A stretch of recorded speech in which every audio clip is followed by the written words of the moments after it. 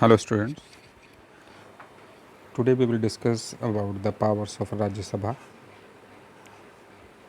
राज्यसभा की पावर जो हैं वो लोकसभा से हालांकि मिलती जुलती हैं, लेकिन कुछ एक मामले में थोड़ी सी अलग हैं। देखिए कौन सी। It considers and approves non money bill and suggest amendments to money bill. ये नॉन मनी बिल को के बारे में विचार करता है और उसको अप्रूव करता है, और साथ ही मनी बिल को सजेस्ट कर सकता है कि इसमें ये सुधार किया जाए। देखिए यहाँ पर जो सजेस्ट है वो सजेस्ट ही है, यहाँ अमेंडमेंट नहीं हो सकता, वो खुद नहीं कर सकता, ना उसे रिजेक्ट कर सकता है। तो नॉन मनी बिल को मनी बिल के बारे में वो सिर्फ सजेस्ट कर सकता है। अप्रूव्स कॉन्स्टिट्यूशनल अमेंडमेंट्स, अगर कॉन्स्टिट्यूशन में कोई चेंज होना है तो उसको अप्रूव कर सकता है। Exercises control over executives by asking question, introducing motions and resolution. Executive से ये क्वेश्चन कर सकता है कि आपने ऐसा क्यों किया या ऐसे क्यों नहीं किया, और साथ ही नए विचार विमर्श दे सकता है। Participates in the election and removal of the president, vice president, judges of Supreme Court and High Court. It can alone initiate the procedure for removal of president. ये इलेक्शन और रिमूवल में पार्टिसिपेट करता है किसके? President के, vice president के, जजेस of supreme court और high court.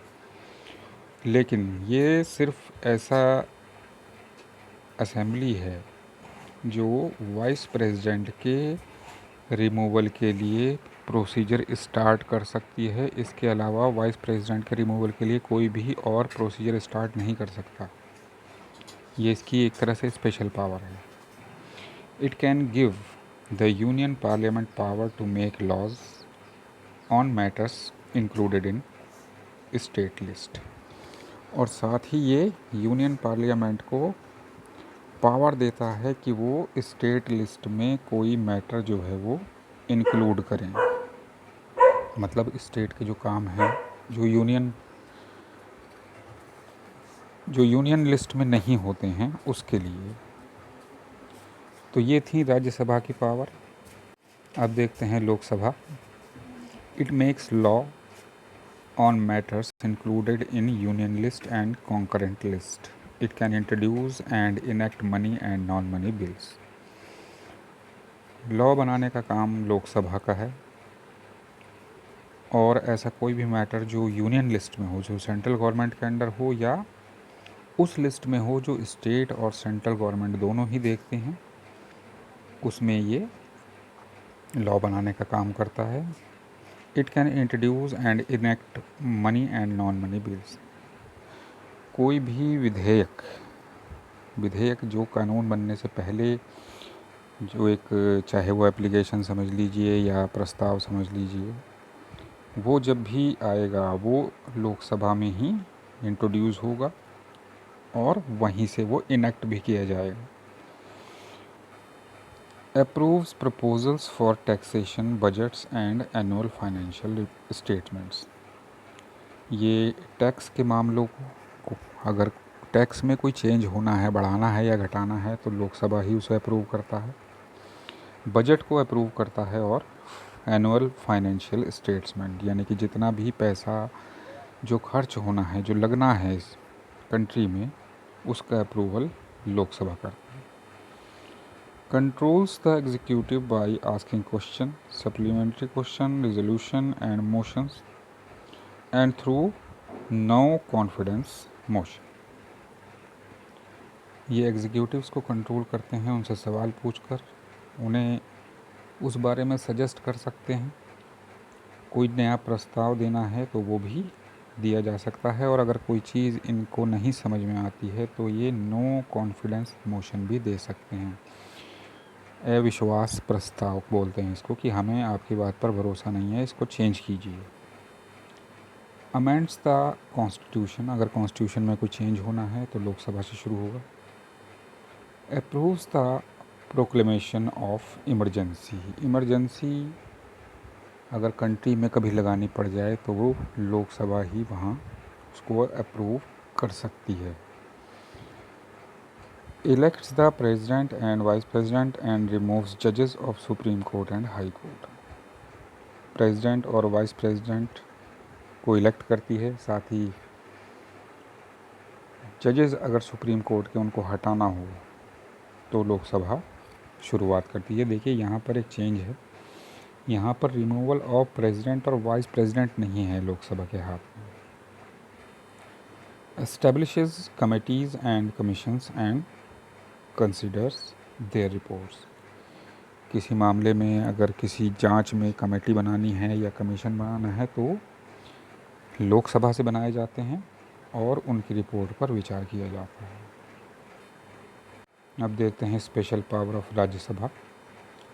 The purpose of Rajya Sabha is to protect the powers of states.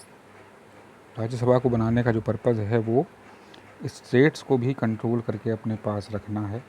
State के बारे में कौन बताएगा कि वहाँ से जो रिप्रेजेंटेटिव्स हैं वही अपने स्टेट की कंडीशन ज़्यादा अच्छी बता सकते हैं, इसलिए राज्यसभा बनाई गई है और ये स्टेट्स की पावर को प्रोटेक्ट करती है। Therefore, any matter that affects the state must be referred to it for its consent and approval. तो कोई भी मैटर जो स्टेट से जुड़ा हुआ होगा वो सबसे पहले राज्यसभा में आएगा, वहाँ पर इनकी सहमति और जो अप्रूवल है वो इनकी तरफ से दिया जाता है कि हाँ ठीक है, ये चेंज हो सकता है या ये ऐसा कर सकते हैं। और जब उनको लगता है कि अगर हमारी स्टेट को कोई नुकसान नहीं हो रहा है इससे, तो वो अप्रूव कर देते हैं। 10 देखिए एक पॉइंट है, if the parliament wishes to remove a matter from the state list. मैंने आपको बताया था हमारी गवर्नमेंट 3 लेवल पर काम करती है, हालांकि लोकल गवर्नमेंट अलग है इससे। तो एक है कंट्री लेवल पर यूनियन गवर्नमेंट और एक है अलग अलग स्टेट में स्टेट गवर्नमेंट्स। यूनियन गवर्नमेंट के पास पूरे देश से जुड़े हुए मैटर्स होते हैं और स्टेट लिस्ट में वो मैटर्स होते हैं जो उस इस पर्टिकुलर स्टेट के बारे में हो। तो अगर कोई मैटर इस तरह का जो स्टेट लिस्ट में था और जो सेंट्रल गवर्नमेंट ये चाहती है कि हम इस पर कोई लॉ बनाएं या इसे हम कॉन्करेंट लिस्ट या यूनियन लिस्ट में डालें, तो सबसे पहले उसको राज्यसभा की सहमति लेनी होगी। ये इसकी स्पेशल पावर है, इसके बगैर ये मैटर इधर से उधर नहीं किए जा सकते। तो देखिए इसमें, if the parliament wishes to remove the matter from the state list over which only the state legislature can make law to either the union list or concurrent list in the interest of the nation, the approval of Rajya Sabha is necessary. अगर कोई state list का matter और चाहे वो union list में डालना हो, उन्हें लगता है कि ये मैटर जो है देश के लिए ज़रूरी है, इस पर सेंट्रल गवर्नमेंट को ही लॉ बनाना चाहिए, या कॉन्करेंट लिस्ट जो स्टेट और यूनियन दोनों में होती है, कॉमन लिस्ट है, तो सबसे पहले राज्यसभा की मंजूरी उसमें ली जाती है। तो ये प्रोविज़न जो है राज्यसभा की जो स्ट्रेंथ पावर है उसको बढ़ाता है। अब देखिए special powers of Lok Sabha. The council of ministers is responsible to the Lok Sabha. जो prime minister council of minister बनाते हैं वो सिर्फ लोकसभा के लिए ही रेस्पॉन्सिबल होती है, राज्यसभा के लिए नहीं। लोकसभा इनिशिएट्स, रिजेक्ट्स और अमेंड्स मनी बिल। यहाँ आपको चेंज मिला जो मैंने पहले बताया था पावर्स ऑफ राज्यसभा में, कि मनी बिल की जो शुरुआत होती है उसका रिजेक्शन, अगर उसे मना करना है या उसमें कोई चेंज करना है, ये काम सिर्फ लोकसभा के हाथ में है। राज्यसभा इसमें ऐसा 3 में से कुछ भी नहीं कर सकती। वो सिर्फ सजेस्ट कर सकते हैं कि आप ऐसा कर लीजिए, वो लोकसभा की मर्ज़ी है कि वो करे या ना करे। Lok Sabha can remove a government and also has the power of controlling the finances. देखिए ये स्पेशल पावर है, गवर्नमेंट को लोकसभा हटा सकती है, यानी कि अगर उसे गवर्नमेंट का काम पसंद नहीं है तो वो अपना जो सपोर्ट है वो वापस ले सकती है। गवर्नमेंट फेल हो जाए, गिर जाएगी और दोबारा से इलेक्शन किए जाएंगे। राज्यसभा के पास पावर नहीं होती है। राज्यसभा गवर्नमेंट की बुराई तो कर सकती है, उसमें कमी निकाल सकती है, लेकिन वो उसको रिमूव नहीं कर सकती। और साथ ही जो फाइनेंस का कंट्रोल है, यानी कि जो गवर्नमेंट के पास पैसा है वो किस तरह से खर्च किया जाना चाहिए, वो भी पावर, जो बजट वगैरह बनते हैं, लोकसभा के पास। This is because the representatives are directly elected by the people and the people are the final authority. और ऐसा इसलिए है, लोकसभा की पावर राज्यसभा से ज़्यादा इसलिए है क्योंकि जितने भी लोग हैं उनसे ही गवर्नमेंट बनती है। ये सब जो लोगों के रिप्रेजेंटेटिव्स हैं, और लोग ही जो हमारे कंट्री के सिटीजन्स हैं वो ही फाइनल अथॉरिटी हैं।